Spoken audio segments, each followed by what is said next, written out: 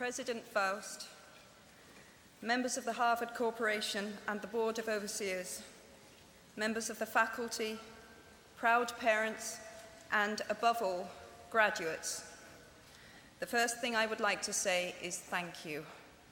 Not only has Harvard given me an extraordinary honor, but the weeks of fear and nausea I have endured at the thought of giving this commencement address have made me lose weight.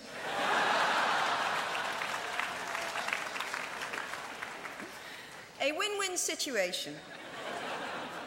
Now all I have to do is take deep breaths, squint at the red banners, and convince myself that I am at the world's largest Gryffindor reunion.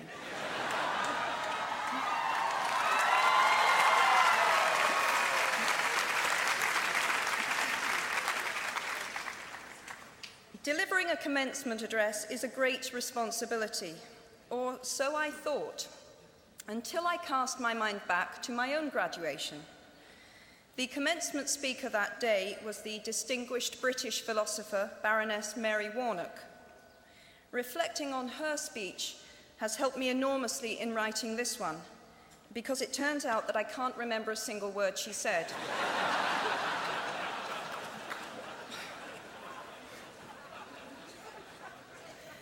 This liberating discovery enables me to proceed without any fear that I might inadvertently influence you to abandon promising careers in business, the law, or politics for the giddy delights of becoming a gay wizard.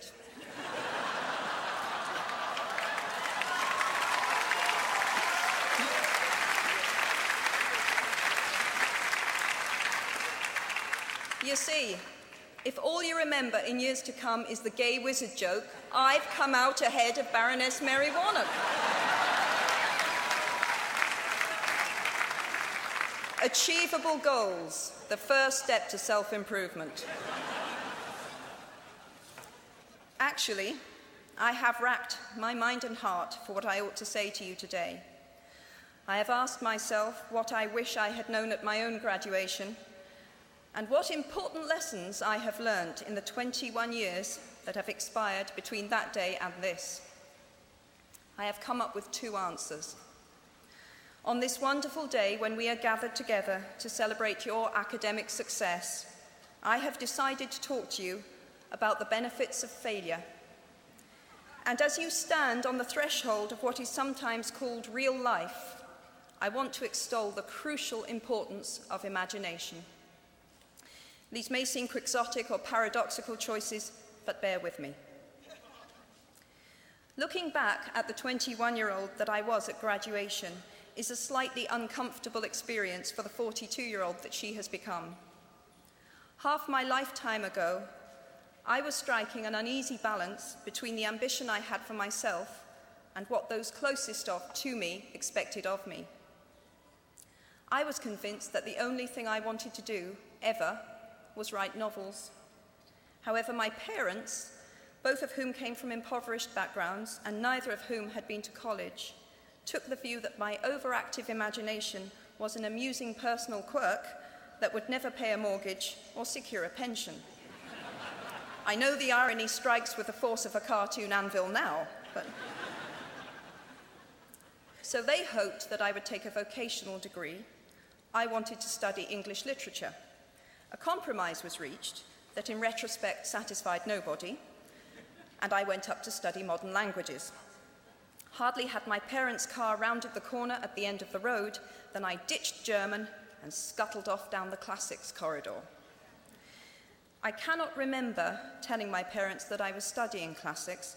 They might well have found out for the first time on graduation day.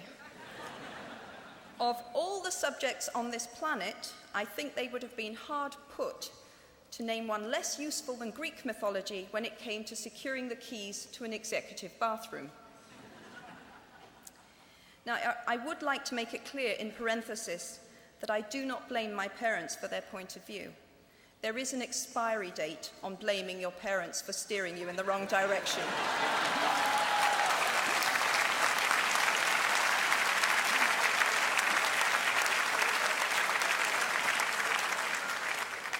The moment you are old enough to take the wheel, responsibility lies with you.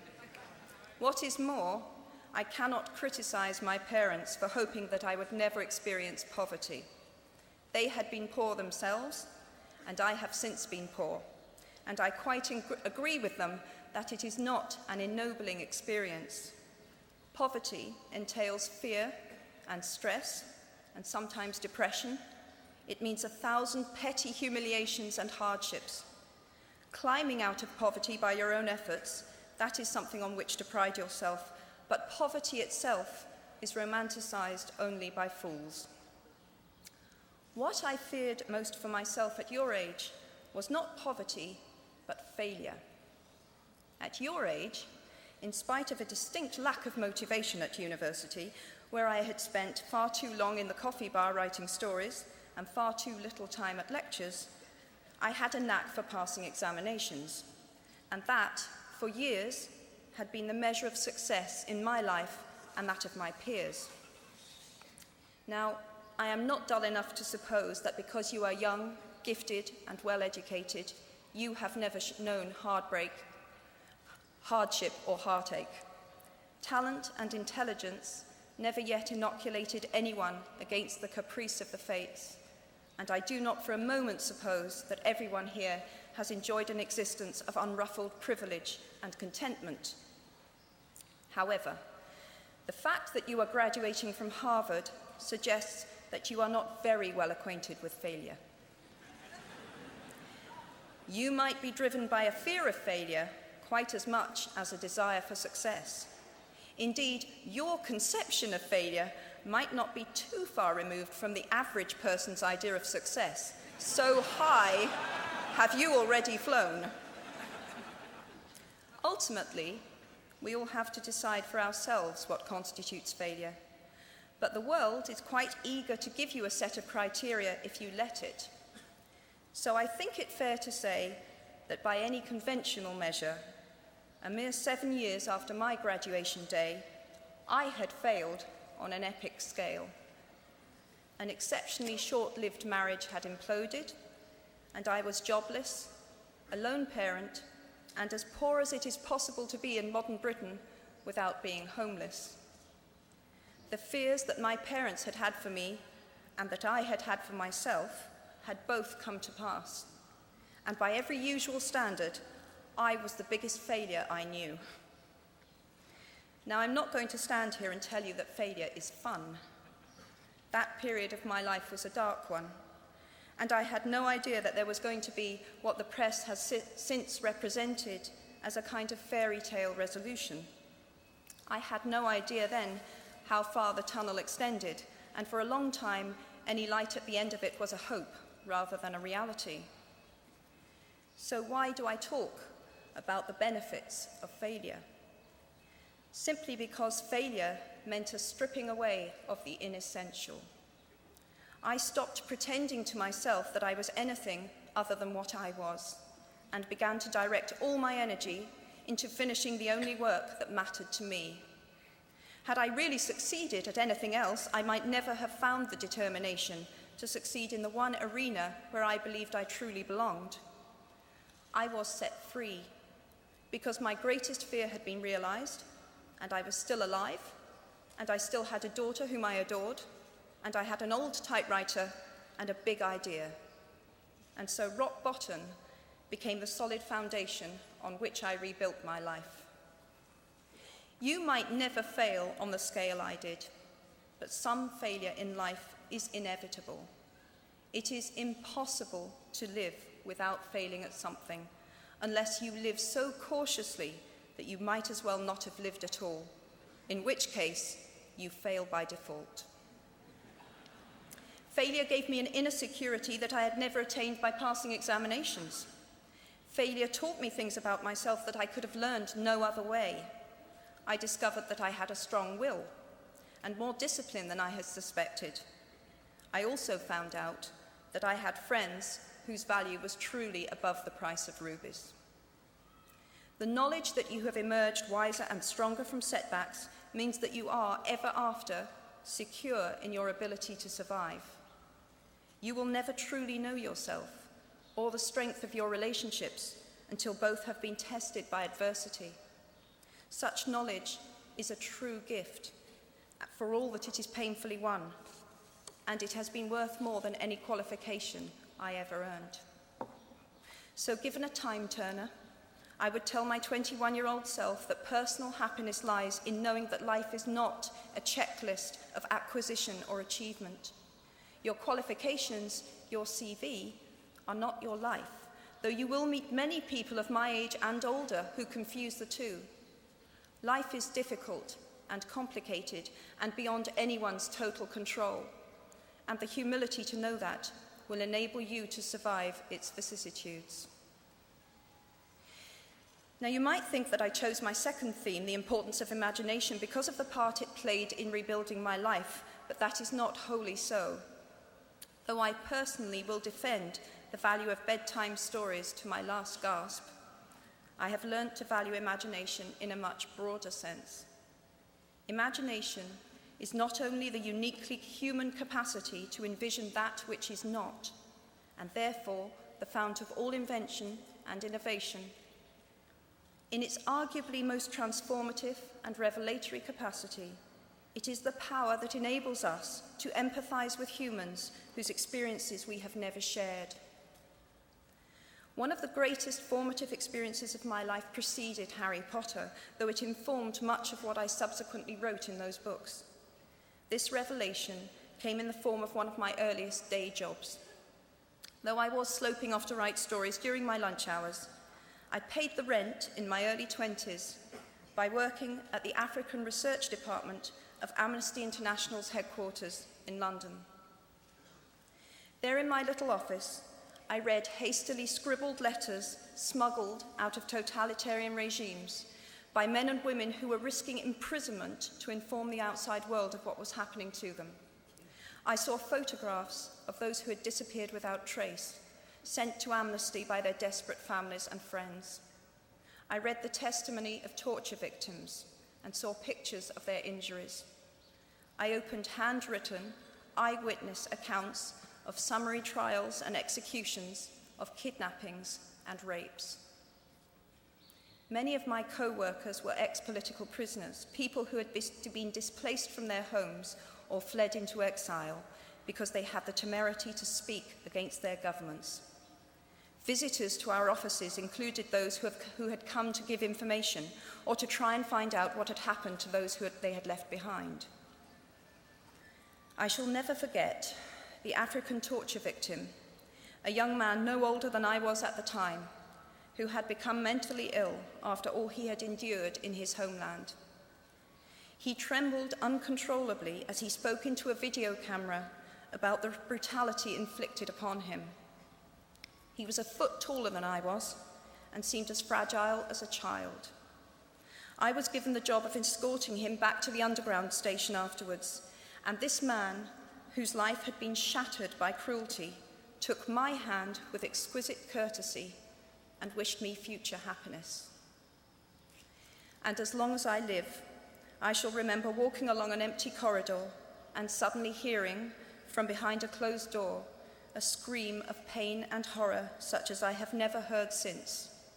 The door opened, and the researcher poked out her head and told me to run and make a hot drink for the young man sitting with her. She had just had to give him the news that in retaliation for his outspokenness against his country's regime, his mother had been seized and executed. Every day of my working week in my early 20s, I was reminded how incredibly fortunate I was to live in a country with a democratically elected government, where legal representation and a public trial were the rights of everyone. Every day, I saw more evidence about the evils humankind will inflict on their fellow humans to gain or maintain power. I began to have nightmares, literal nightmares, about some of the things I saw, heard, and read. And yet, I also learned more about human goodness at Amnesty International than I had ever known before. Amnesty mobilizes thousands of people who have never been tortured or imprisoned for their beliefs to act on behalf of those who have. The power of human empathy leading to collective action saves lives and frees prisoners. Ordinary people whose personal well-being and security are assured join together in huge numbers to save people they do not know and will never meet. My small participation in that process was one of the most humbling and inspiring experiences of my life.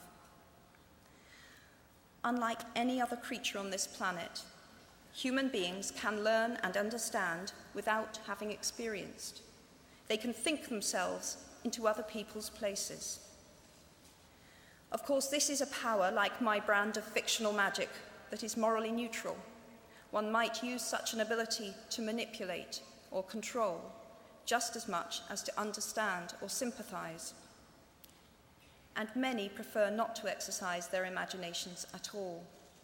They choose to remain comfortably within the bounds of their own experience, never troubling to wonder how it would feel to have been born other than they are. They can refuse to hear screams or peer inside cages. They can close their minds and hearts to any suffering that does not touch them personally. They can refuse to know. I might be tempted to envy people who can live that way, except that I do not think they have any fewer nightmares than I do.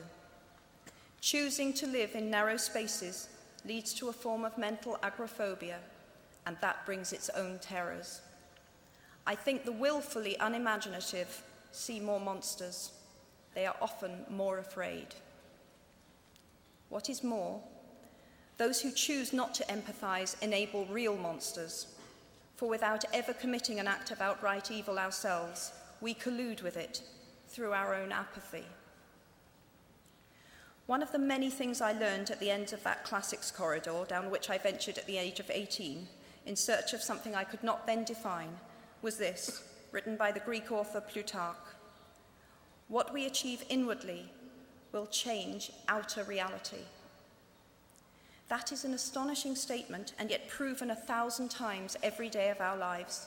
It expresses in part our inescapable connection with the outside world, the fact that we touch other people's lives simply by existing. But how much more are you, Harvard graduates of 2008, likely to touch other people's lives? Your intelligence, your capacity for hard work, the education you have earned and received, give you unique status and unique responsibilities. Even your nationality sets you apart. The great majority of you belong to the world's only remaining superpower. The way you vote, the way you live, the way you protest, the pressure you bring to bear on your government has an impact way beyond your borders. That is your privilege and your burden. If you choose to use your status and influence to raise your voice on behalf of those who have no voice, if you choose to identify not only with the powerful but with the powerless, if you retain the ability to imagine yourself into the lives of those who do not have your advantages, then it will not only be your proud families who celebrate your existence, but thousands and millions of people whose reality you have helped change. We do not need magic to transform our world. We carry all the power we need inside ourselves already. We have the power to imagine better. I am nearly finished. I have one last hope for you, which is something that I already had at 21. The friends with whom I sat on graduation day have been my friends for life. They are my children's godparents, the people to whom I've been able to turn in times of real trouble, people who have been kind enough not to sue me when I took their names for Death Eaters.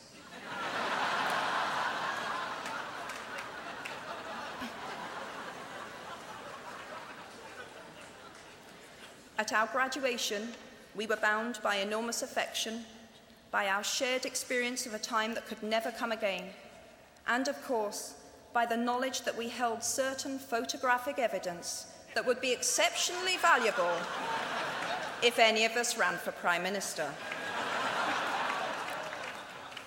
So today, I wish you nothing better than similar friendships, And tomorrow, I hope that even if you remember not a single word of mine, you remember those of Seneca, another of those old Romans I met when I fled down the classics corridor in retreat from career ladders in search of ancient wisdom.